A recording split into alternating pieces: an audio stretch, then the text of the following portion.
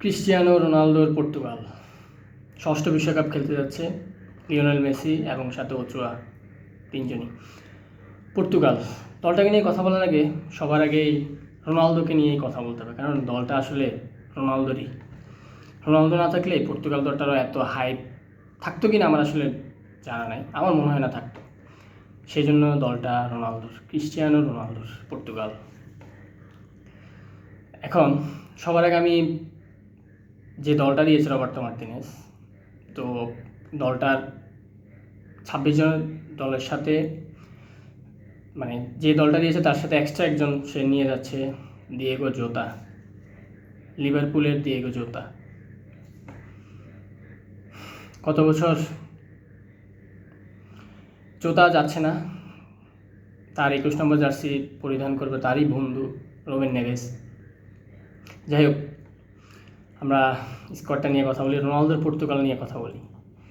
পর্তুগালের আমি এই পর্যন্ত যতগুলো স্কোয়াড দেখলাম তার মধ্যে মনে হয় একটা টিম পর্তুগাল যারা হচ্ছে 4টা গোলকিপার নিয়ে যাচ্ছে।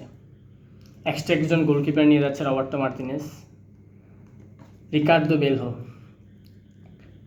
আর বাকি যে তিনজন আছে দিয়েগো কস্তা, জোসে সা, রুলি সিলভা। এখন এখানে অবধারিতভাবে স্কোয়াডের প্রথম নামটাই হওয়ার কথা কস্তার। কত ন্যাশনস লিগ বলা হয় বা ইউরোতে ভালোই পারফরমেন্স দিছে, তো সেই হিসেবে গোলবারের নিচে তার থাকাটা অবধারিত। তারপর তাদের হচ্ছে ডিফেন্স লাইনটা ওয়ার্ল্ডের, আমার মতে ওয়ার্ল্ডের best, one of the best, number 1, মানে বর্তমানে লাস্ট 2 সিজনের number 1 left back Nuno Mendes,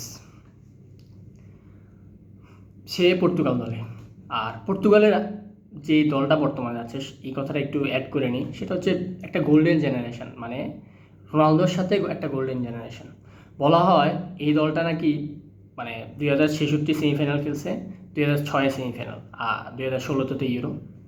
আর তারপরে পর্তুগালটা নাকি ইতিহাসের সবচেয়ে সেরা একটা স্কোয়াড নিয়ে আবার ওয়ার্ল্ড কাপে যাচ্ছে। সেই হিসেবে দলটার প্রত্যেকটা সেক্টরে মোটামুটি অনেক প্রতিভাবান প্লেয়ার আছে, পারফরমেন্স করার মতো প্লেয়ার আছে। সেই ক্ষেত্রে নুনো মেন্ডেস এই ক্ষেত্রে অবধারিতভাবে সেই জায়গাটা তার জন্য বরাদ্দ। আমি এখানে তার আসলে কোনো ওই রকম বিকল্প দেখি না, যদিও ক্যান্সেলো রাইট পাশে খেলবে, ডালটও খেলবে ওই পাশে, অদল বলতে সেটা মার্টিনেস বলতে পারে, বাট ক্যান্সেলোই প্রথম প্রায়োরিটি পাওয়ার কথা। ক্যান্সেলো আবার লেফটেও খেলতে পারে, দেখা যাক। তাদের মেন সিবি ডিও, সেটাই হচ্ছে সবচেয়ে বড় প্রশ্ন। রুবেন দিয়াসের সাথে আরেকজন স্টার্টার কে? রেনেতো বেইগা বিয়ারিয়ালের সেই হওয়ার কথা যতটুকু মনে হচ্ছে, দেখা যাক। বাকি যারা আছে মোটামুটি লেনসন স্যামেডো আছে, আরাহো আছে, বেইগা আছে, বেইগা ও তো স্টার্ট করবে। এখন midfield, one of the best midfield এবার ইন ওয়ার্ল্ড কাপ হিস্টোরি, মানে আমার চোখে যতগুলো মিডফিল্ড দেখছি আমার মনে হয়েছে ওয়ান অফ দ্য বেস্ট। কারণ এই মিডফিল্ডকে আপনার মানে কীভাবে ফালাই দেওয়া যায় মানে প্রত্যেকটা প্লেয়ারের এক একটার জন্য বস। চ্যাম্পিয়ন্স লিগের ফাইনালের যে দুইজন ডুয়ো, মানে পিএসজির মেন যে দুইজন মিডফিল্ড ডুয়ো, পিতিনহা, মানে তার যে অ্যাবিলিটি, তার যে মানে টেম্পো, সে তো পুরো মিডফিল্ডের টেম্পোটাই সে নিজে কন্ট্রোল করে। তার সাথে ব্রুনো ফার্নান্দেস, যদিও ম্যানিউর বর্তমানের অবস্থাটা খুব ভালো জানে, কিন্তু ম্যানিউ ছাড়াও ইপিএলের বেস্ট মিডফিল্ডার নামটা ব্রুনো ফার্নান্দেস, সবচেয়ে বেশি অ্যাসিস্ট প্রোভাইড করছে ব্রুনো ফার্নান্দেস। তো সেই হিসাবে তার সাথে রয়েছে মানে প্রেস মাস্টার যারা বলা হয় আর কি, জোয়া নেভেস। পিএসজির বিতিনা নেভেস ডুও মানে কী করছে, একজন বল হারাইলে আরেকজন বল প্রেস করে নিয়ে নিত, মানে দুজনের কেমিস্ট্রিটা অসাধারণ। এই কেমিস্ট্রি ধরে রাখতে পারলে, আর সাথে ব্রুনো ফার্নান্দেসের যে লাইন ব্রেকিং প্লাস অ্যাসিস্টের যে অ্যাবিলিটি, মানে একদম মাখন পুরা।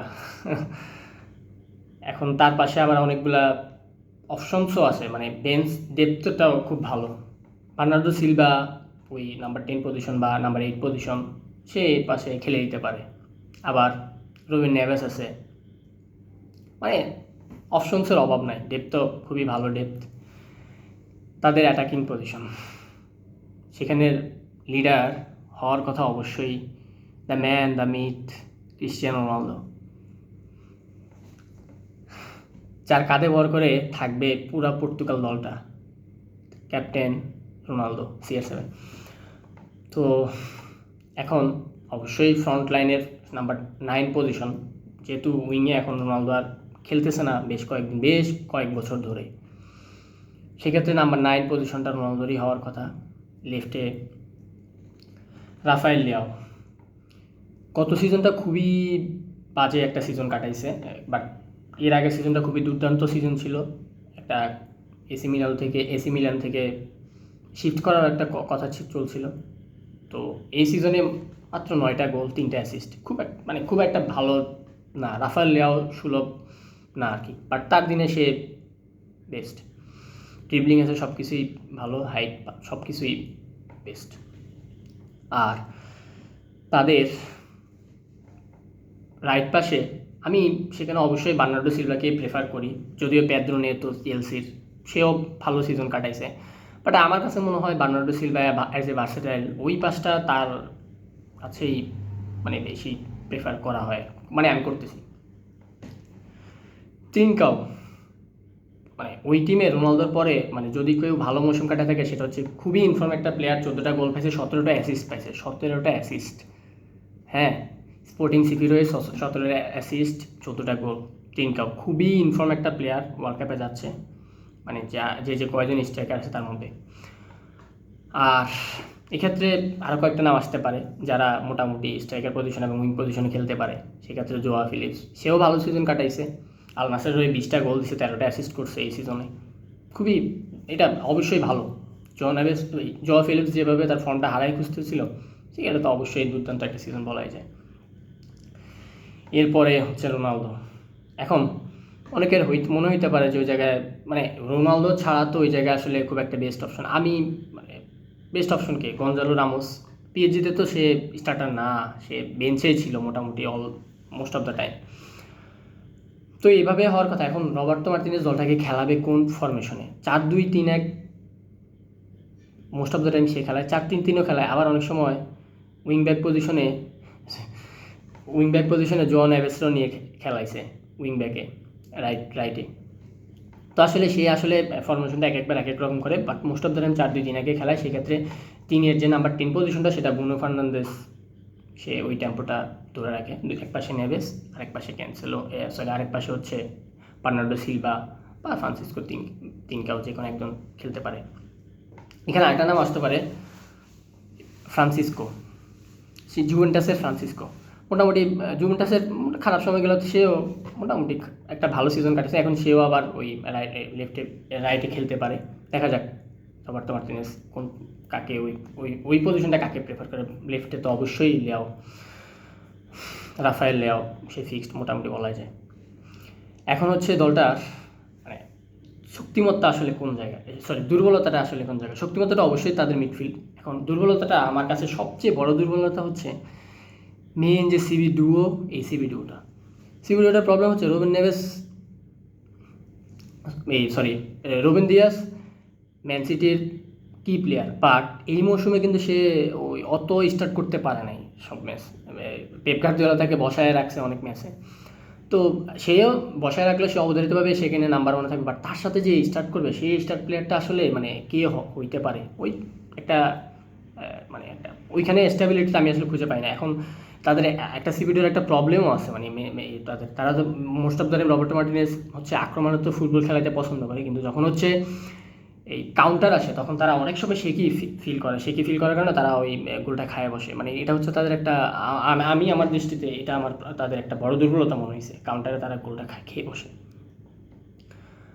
এখন আরেকটা প্রবলেম, এটা হচ্ছে আসলে বলতে গেলে মানে অনেকের একটু রোনালদো ফ্যান বা পর্তুগাল ফ্যানদের একটু হয়তো লাগতে পারে, সেটা হচ্ছে as a Ronaldo he is a boss, but Ronaldo যদি সে সাফার করে ওই পজিশনটায় তাহলে কিন্তু মানে পর্তুগালের জন্য খুবই মানে বলতে গেলে ধরাই একদম, ওই পজিশনটার জন্য খুবই খুবই ভাইটাল একটা পজিশন। যদি রোনালদো ওই জায়গায় যদি কোনোভাবে কোনো কিছু মিস করা যায়, সব কিছু মিলিয়ে, যেহেতু বয়স ফ্যাক্টর তো অবশ্যই থাকবে সব কিছু, বাট স্কোরিং অ্যাবিলিটিও তার খুব ভালো, 30টা গোল দিছে এই আল নাসিরের হয়ে। তারপরেও মানে ওই জায়গায় যদি রোনালদো যদি কোনো রকম যদি কোনো ভুল করে, তাহলে অবশ্যই পর্তুগালের জন্য এটা সাফার করবে অবশ্যই। কারণ গঞ্জালো রামোসও যে আহামরি ফর্মে আছে বা কী করতে পারবে সেটা আসলে বলা যাচ্ছে না। যাই হোক, যদিও রোনালদো পুরো টাইম খেলবে না সেটা তো অবশ্যই না, অবশ্যই তাকে অদল বদল করে রামোসের সাথে অদল বদল করা হবে, দেখা যাক।